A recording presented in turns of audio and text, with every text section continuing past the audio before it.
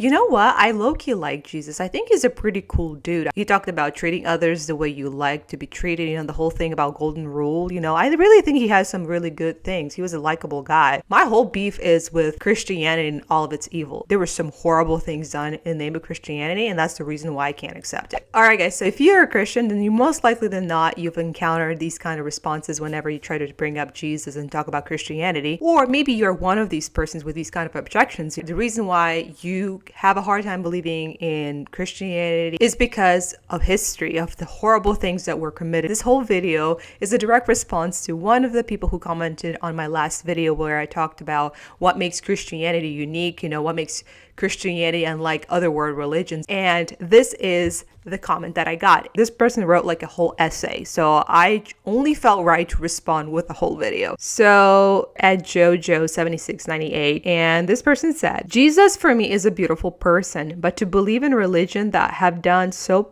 much pain in history, I don't agree. 60 million women burnt alive in the name of witchcraft. Saint Javier, quote, Hindu gods and their idol are as dirty as they are ugly and horrible to look at, and witnessing the destruction of temples, idols gives me so much joy. He was chief architect of the GOA Inquisition conversion, torture, and murder of countless Hindus. Galileo sentenced to life in prison just because he said the earth is round. 1871 speech of Pope Pius IX in regards to Jews. Quote, of these dogs, there are too many of them at present in Rome, and we hear them howling in the streets, and they are disturbing us in all places. Another objection here, 1876, Adolf Stoker, German anti-Semitic preacher and politician, founds the Christian Social Party, which marks the beginning of the political anti-Semitic movement in Germany. So, this person very rightly wrote all these objections, all these horrible, and I agree, horrendous things done in the name of Christianity, supposedly. And honestly, we could add to this list a lot more. All of the horrible things with the Spanish Inquisition, the Roman Catholic Church. We can write essays upon essays, crimes and acts that were done in the name of Christianity. But before I go any further, I just want to show how this kind of position is very much a double standard. From what I understand, this person is a Hindu. But I can also turn around and tell you and say to you, let's look at the horrible things that were done in the name of the Hindu gods, of Hinduism. Contrary to what a lot of people think, Hinduism, all those Eastern religions with Buddhism, all those religions are peaceful religions, not like Christianity that is horrific, right? Contrary to that belief, we have so much in history that was of horrible acts done in the name of Hindu gods. Talk about child sacrifice.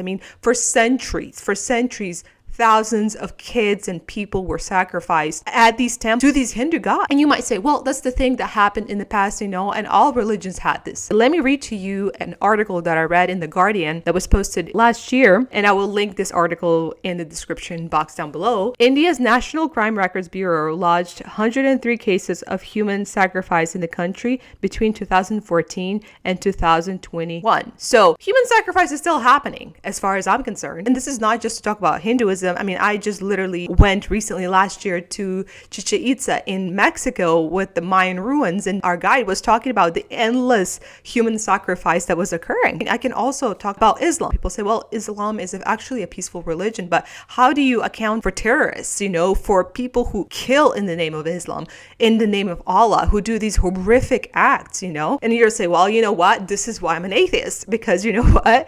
All these religions, take Christianity, Islam, I don't care what it is. There were just horrible things done in the name of religion, period. This is why we need to get rid of religion, right? So there's that clan of people. But I beg to differ and say, you know what? There were horrible things done in the name of atheism. Whole 20th century proves that. You talk about people like Mussolini, Stalin, Lenin, all these people who promoted communism and atheism in their states, and there were horrific things done in the name of atheism. Because why? Because you kill off God? Then who becomes God? When we take God off the throne of society, then men become gods and they do horrible things. So, to say, no, well, just because of this horrible things, having no God solves the issue. There are a lot of things that are problematic with atheism, and I can go and make a whole video about that.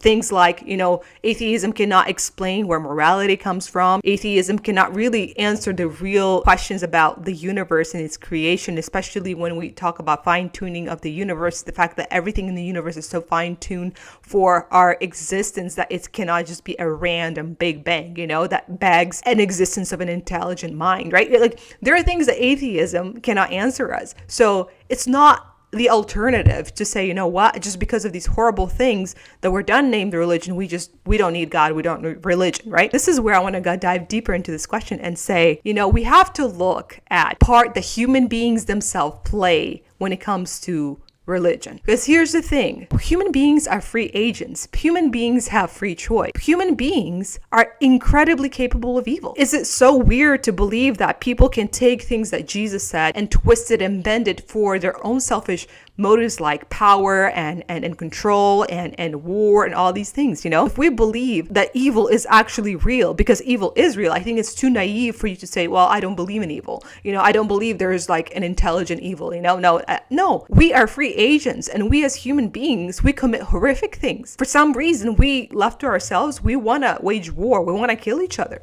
So the problem is not with God. The problem is within ourselves. The problem is with our sinful nature. And the only reason we want to believe in God is so God can just fix our problems. Because we are capable of evil, we bear the consequences of our own actions as human beings. To say that, we remove God and we've solved, the problems of humanity, that's naive, that's stupid. And here's the thing, it's not really weird when you understand that human beings can take things of God and twist and bend and corrupt them. Like, the devil doesn't come with horns. The devil disguises himself as an angel of light. But that does not discount from the ideals of Jesus, what Jesus actually meant. And for all the horrible things done in the name of Christianity, you have to also understand, like, who were the people who started great movements like ending racism, the civil rights movement, with Martin Luther King Jr., he was a devout Christian, right? And he believed, he took the words of Jesus, claiming them and really took back into the context of what Jesus actually meant to say, how racism is wrong, how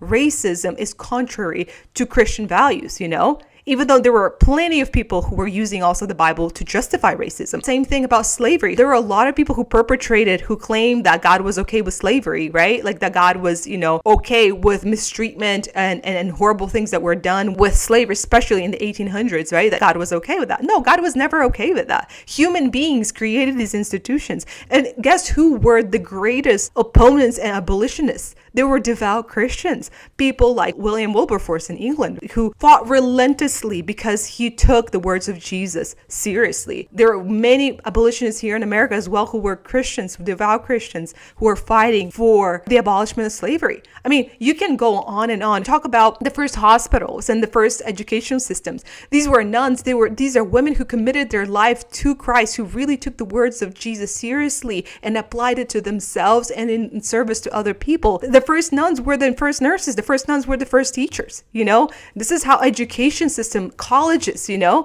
even talk about science. The reason why Galileo pursued, science and all these scientific quests, Isaac Newton, is because they believed there was an intelligent creator, there was a lawgiver, and that we could study nature and we could come to clear conclusions about our universe, about the reality in which we live. It's not like they were atheists and are like, we're going to go into science so we can prove that God's not real. That was not the motivation. So this is what I want to say. We have to make a distinction between, the horrific evil acts and who was actually committing them. For instance, I can make a statement and there will be 10 different people who will take that statement and, say 10 different things about it. There are people who will interpret my words, right? And there will be people who will misinterpret and maybe even use my words for evil things. And that is really what happened with Christianity. And that's just the case, and I don't understand how people, want to throw away Christianity and say, all these horrible things.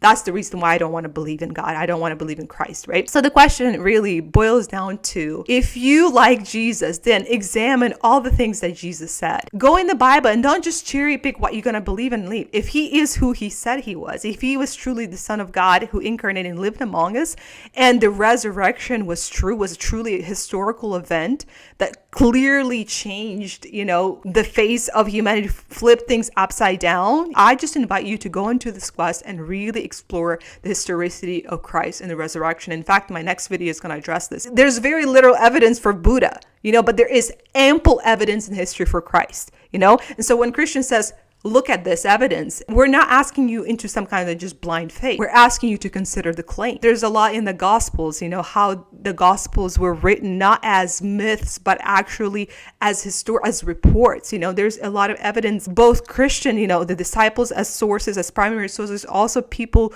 who are not Christians who are talking and writing about Christians. There's so much evidence. And that also is something that makes Christianity unique, the ample amount of historical evidence for it and the resurrection. So another thing I want to address and say is this: Christianity is unique in the sense that evil is real. Christianity does not act like evil is not real. Christianity says that evil is intelligent, that we have a real enemy. And in Christianity also says that evil starts in our hearts. Evil does not begin you looking at somebody and like, oh, look at these evil people. Christianity claims that the original sin, the proclivity towards evil, I could do some horrible things given the right set of circumstances. If I grew up in a certain way, in a certain place, evil starts in all of our hearts. And we look in the mirror and we see ourselves for who we are.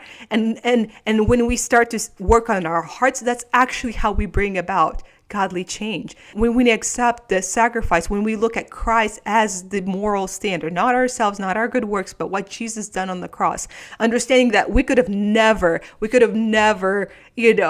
our works pleased God. In fact, all the other religions talk about how you've got to do all these things to come close to God, to, reach some kind of enlightenment. Christianity says the very opposite, that man can do nothing with his own efforts to really get to know God, to really fix the brokenness of the relationship with God, that God himself had to come down and incarnate and come to us and make himself known to us through the person of Jesus Christ. That is the unique claim of Christianity, and there is historical evidence for it. Now, there will be always, like I always say, there will always be an attack on truth. There will always be people with ulterior motives because, human beings at the end of the day are free agents. They can either, they can use even the things of God for selfish reasons.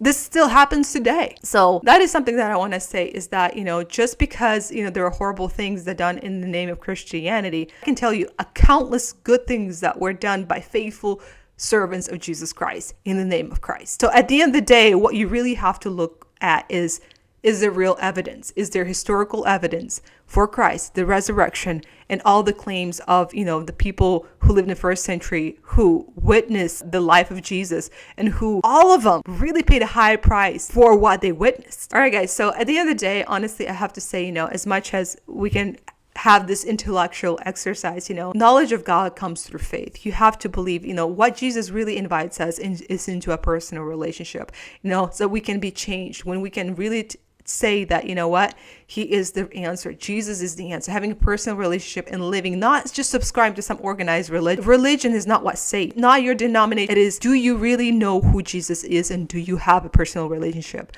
All right, guys, thank you so much for watching this video. I hope you found these thoughts interesting. Consider liking this video, commenting, and subscribing to my channel, and I'll see you guys in the next video.